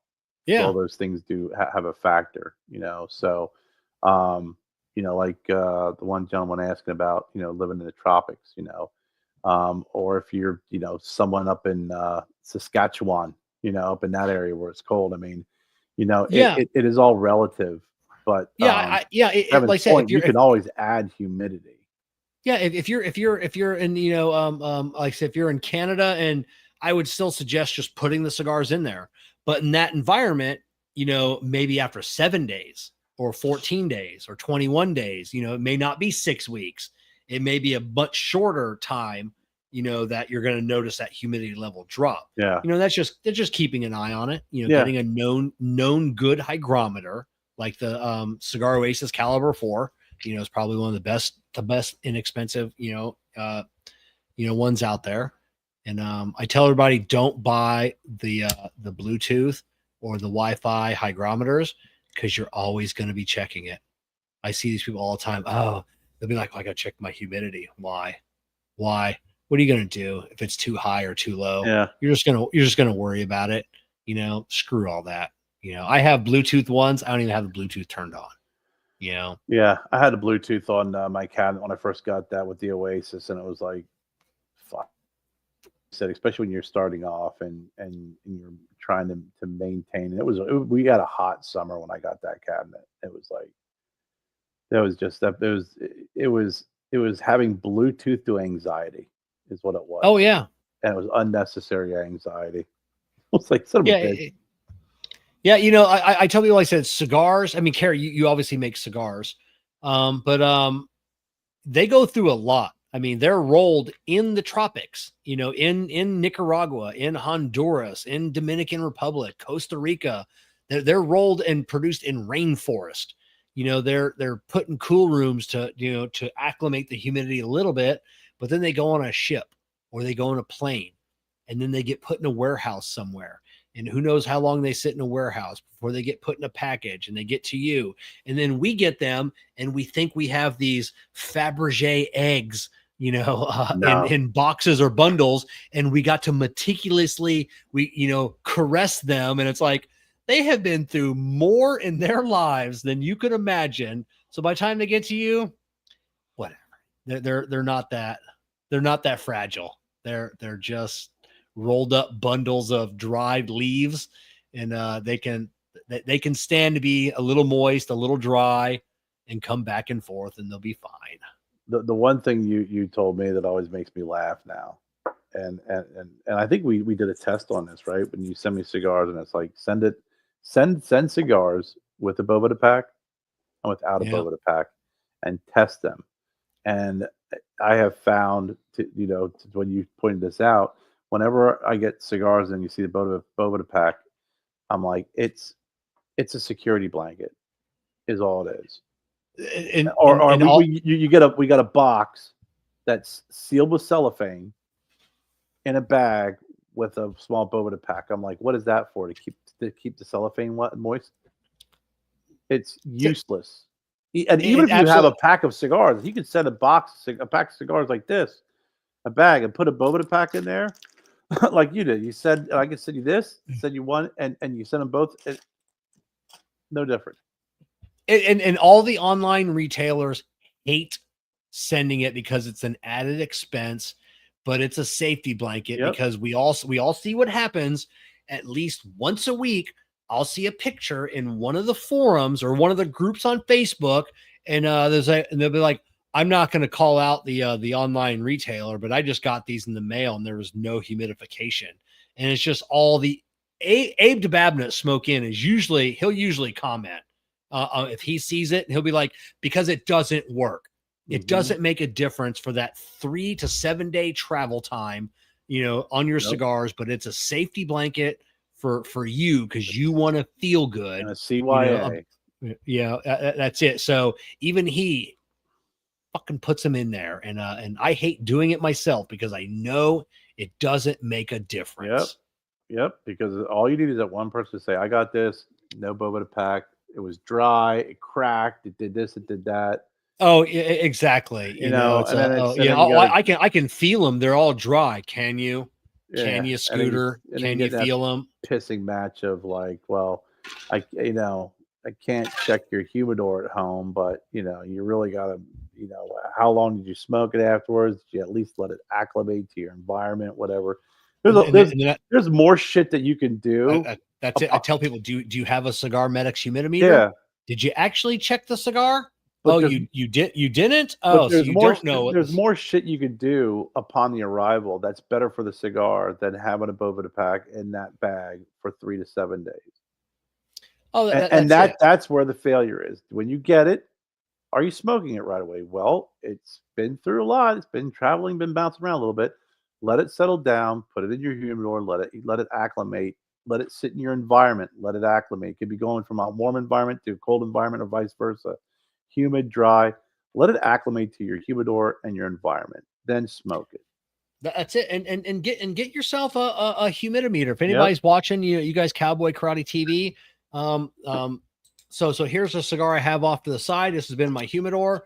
It's got little prongs. Let me turn it on, and then I just you can poke it right through the cellophane. 62% humidity, 62.8% humidity right now. So I know the cigar is absolutely beautiful to smoke. Yep. I'm not guessing at what the cigar is. I just know, It's a good investment. That's what I was. This is the two things that, whenever someone asks me, I am a new cigar smoker. Hey, I'm going to get into it. What's a really good lighter and really good cutter? I'm like, listen, if you paid $30 for a cigar, or $3 for a cigar, whatever, it's gonna ignite, whether it's a match or whether it's a $300 lighter. Okay, so I will tell you, if you're going to invest in something that is going to cut it well, because you spend a lot of money. If you don't get a good cutter that's going to last the test of time, it can mangle. There's nothing worse than trying to cut your cigar and it freaking just completely mangles the cap and pinches it, loses sharpness. But we all have the old $15 lighter. Light's just as good as a freaking $300 lighter. And then the Cigar Medics humidimeter. That is another one. That is the lie detector test, right? That's going to really tell you, it's no different. You're not going to eat meat that requires a certain temperature. So why would you smoke a cigar that requires a certain humidity? I mean, it makes sense. Those two things are the best investment you can make. In my opinion, when it comes to all of the accoutrements or all the accessories that you can get, matches, lighter, soft, flame, single, triple torch, whatever, it's going to light the cigar. You want a nice cut, and you want to make sure it's got the proper humidity. That's it, and like you said, you feel that added 50 cents. I buy the tiniest. And actually, I'm switching away from Boveda. But one time I was buying the tiniest Bovedas they make. Tiny. And if you buy them by the bulk enough, you can get them down to like 15 cents a piece, 20 cents a piece. So it's not too bad. But it's still, you still got to buy, $1,000 worth to get that price down. $1,000 security blanket. Exactly. What so yeah, it's a nightmare. Yeah. So Kerr, one last topic. We'll switch away. Please. What'd you think about the executive order today on releasing the JFK, RFK, and MLK files? You excited? Yeah, I guess. I mean, it'll be interesting to see what they find. I have a feeling, and I may be wrong, I have a feeling it's going to be a big nothing burger. I don't think they're going to release everything. I think they're going to release just enough to give us a little information. But I don't know if they're going to release the MLK one. The MLK one I'm worried about, because I think that's got. Yeah, I'm with you on that. That's got some implications. If you know what was released like last year from the FBI or 2 years ago, like a lot of that stuff doesn't look good. That I'm concerned about that one.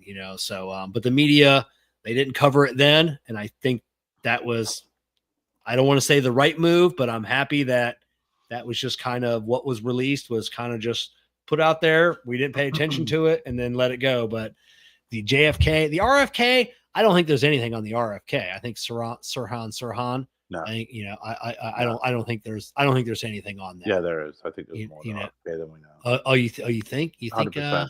100%. you think that was the I've heard RFK Jr. talk about it, and especially with where he actually was shot, the angle, the positioning, the other people who were there. I think RFK is. You think the FBI? You think that FBI agent is the one that shot him? Yeah, I think there's something up with that. I think JFK obviously has enough there, and I think the one that would be the most enlightening, would be Martin Luther King Jr. I do. I think that is the one that probably has, the information that's going to be the most enlightening. I think JFK may be kind of like oh yeah, we knew it, but maybe a little bit, a couple of informations in there. You're like, oh wow, it's interesting. RFK, I think, is going to be another one that would be kind of like, a little eye opener. But I don't know. I still think they're going to be nothing burgers. I think that, I don't know if it's going to get the press that it's going to get. But I just suspect, like you said, they're gonna release enough information where the last time they did it, they released just enough information, kind of stopped. I don't think they're going full bore with it, but it's just the conspiracy of, everything was supposed to be released already, and then they classified it for another 50 years.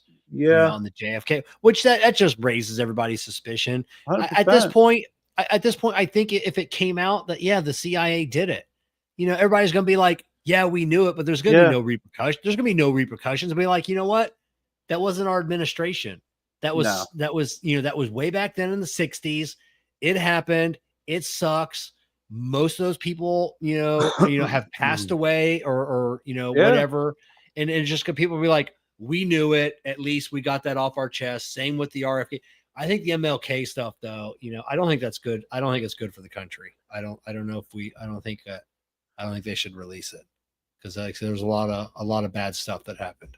Yeah, but I do think that, I don't know. I will respectfully disagree with you on that. I do think that, I understand your concern. I do 100%. But I do think that is going to be something where, it'll be eye opening and enlightening.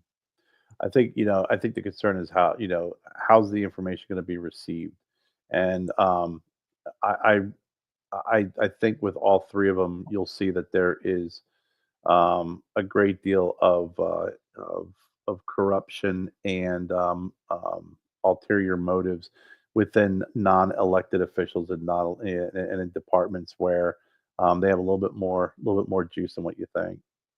Yeah, I do. I think and I think it's good to expose that, because it's like, because you don't want to repeat history. You don't. Yeah.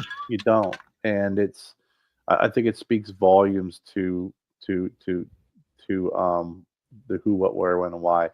I would be really interested to see, a little bit more about Marilyn Monroe, because, that's one that they should open up, because I think that I've read about the ties of UFOs to her, and I want to know more about UFOs. I want Trump to start talking about those damn freaking.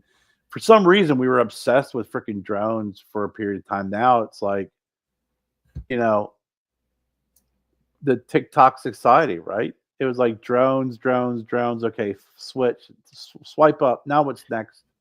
And fucking. What were the drones? What were they? What were they there for? I'm surprised that that's one topic he's avoided. So it makes me wonder how much he knows on the UFOs, because it goes back to the president's. What was the honeymooners? What the main guy? What was his name? Norton? Jackie Gleason. Jackie Gleason. So Jackie Gleason, supposedly he was friends with, who was it? Truman at the time? Was it Truman or Nixon? I think it must have been Nixon about that time, that took him to the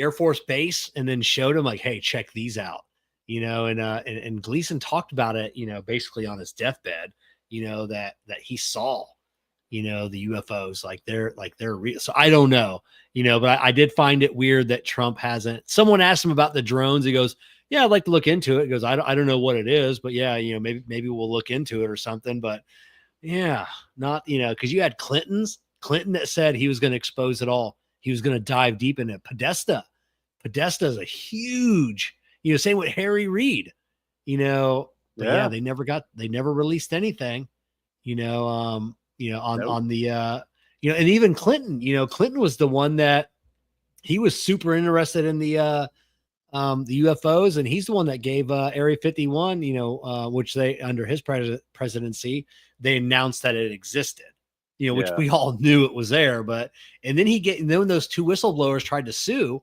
because of the toxic chemicals they were dumping. He signed the executive order that carte blanche, they can do whatever they want. They can't be held responsible, and that was all. And it was just like, oh, that was a weird one. But even George W. Bush said in one interview that he asked about Area 51 specifically, and they told him he didn't have the clearance to know the information he was inquiring about. And he said that in an interview, that the president of the United States didn't have the clearance necessary for them to answer the question. He never asked what he was, or he never said what he was asking. Mm-hmm. But he said the question he was asked, he didn't have the clearance for the answer to that question. Yeah, it's crazy. It's crazy. It's I just looked up. It was Nixon that he okay. Showed Jackie Gleason embalmed aliens and stuff. And yeah, I don't know. Maybe Clinton watched one too many old Star Trek movies where Kirk was hooking up with alien chicks. And he figured he's done what he could do here on Earth, that he can kind of go out and pick up some alien chicks. But it's and we talked about this before about society, and I'm like, dude, during what was it, a year or two ago or a couple years ago? I mean, during everything that's going on, it's like, oh yeah, by the way, some ships floating around here, and we don't know what they are. They could be alien, and no one batted an eye. I mean, and I think kind of a lot of folks can believe it already, but we spent months obsessing over these drones and videos, and tons of them in New Jersey. Yeah. And videos, and some of them just were not like making noise and acting all crazy, and that much activity recorded by that many people, and it just was like a fart in the wind. Yeah, it's gone. It's gone as soon as it got here. Yeah, nobody's talking about it. Nobody's bringing it back up, and it got its 2-week news cycle. That's what everything is. 2 weeks. Everything gets 14 days in the news cycle until something new.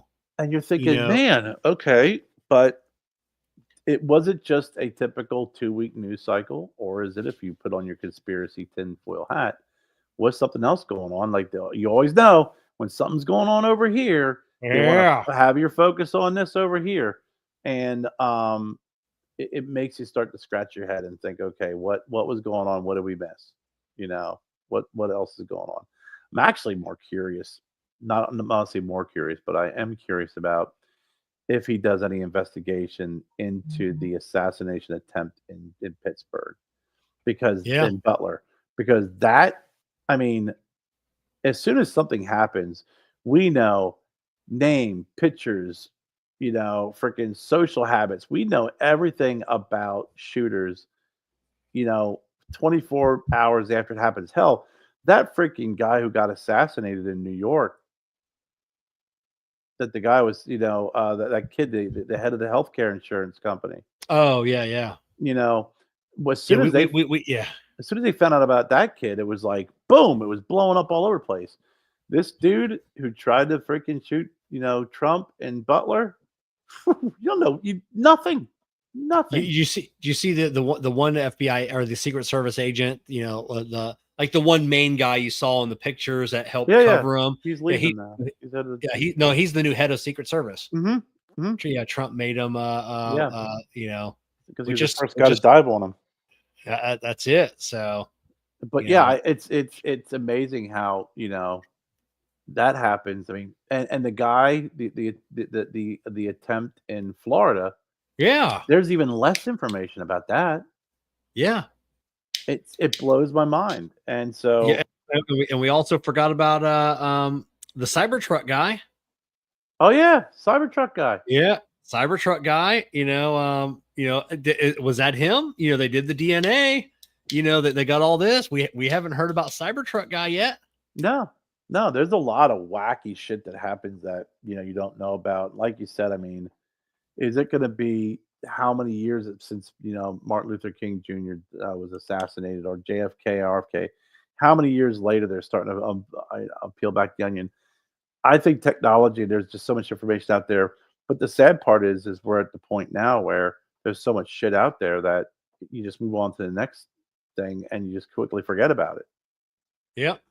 You quickly forget about it. And Lord knows what shit AI will create. I'm not going to go down that rabbit hole again, but yeah. That's it. So I think that's a perfect spot to leave off with tonight. Yeah. We want to thank everybody for joining us on a Thursday night. Normally we come live on Mondays, but we had a lot going on Mondays, or this past Monday with the game and the inauguration and everything. So we'll be back again this coming up Monday. So join us, and then we'll be back in just a couple weeks with the I Tap That Cigar Show that fires back up the first Monday of February. So it'll be exciting to get that show back up and running. Like we've stated before, that's just going to be now a once a month show, where this will be a once a week, except on the Monday, obviously, that we do an I Tap That show. So excited to get that back up and going. Check out our partners for making this show happen. Wise Bond Epoxy, JerkyGent, links in the video description below, and check out the Diaries of a Mad Mechanic if you want to hear my rants of just nonsense. And Karen and I, all of our social media links, you can find us on Twitter, Instagram, Pinterest, whatever. We got LinkedIn. All of our social media profiles are in the video description, the podcast description, if you're listening to this. And if you got anything that topics you want us to talk about, always leave them in the comments, and we'll get to them, because we don't script anything, and we just kind of hit go live and figure it out from there. We will implement our raw talent and knowledge to discuss any topic, no matter how much we know about it. That's it. So. All right, it's been the Puff and Ponder podcast, where conversations ignite, and we'll see everybody next week. We'll see you.